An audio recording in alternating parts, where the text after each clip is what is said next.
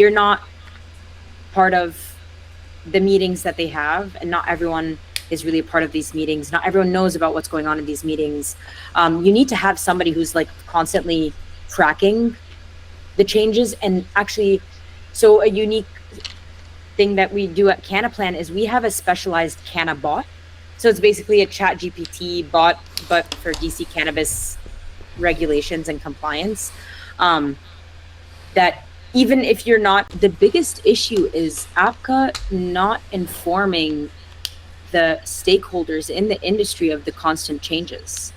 So like a lot of people are just finding out now that they're meant to be taking, and they're supposed to be sending their staff and managers to be taking an annual certification course. This mandatory annual compliance and certification just went into place this year. But I believe the biggest issue right now for most people that I'm hearing on the market is from back end and understanding how Budtenders and everything is, they're having a really difficult time with the POS systems and systems like METRC. So I think that's really the biggest thing that people are having a hard time with. I definitely would say you still have a good 5 years to make a good amount of money on the East Coast before the same thing starts to happen. But once they open, you have 20 million tourists coming in and out of the city a year.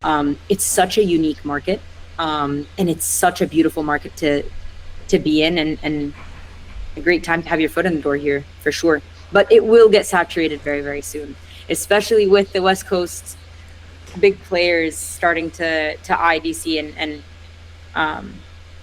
and that's actually a really big concern is, especially with people in the cannabis industry, we don't want monopolization. We don't want it to become, because a lot of them have a stake in hemp, and the thing is nobody has an actual scientific understanding of what they're talking about. So they don't understand that it's all, you guys just are, it's really just about the language. It's all the same thing.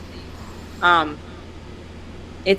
think a really important thing is education, especially with where the market is.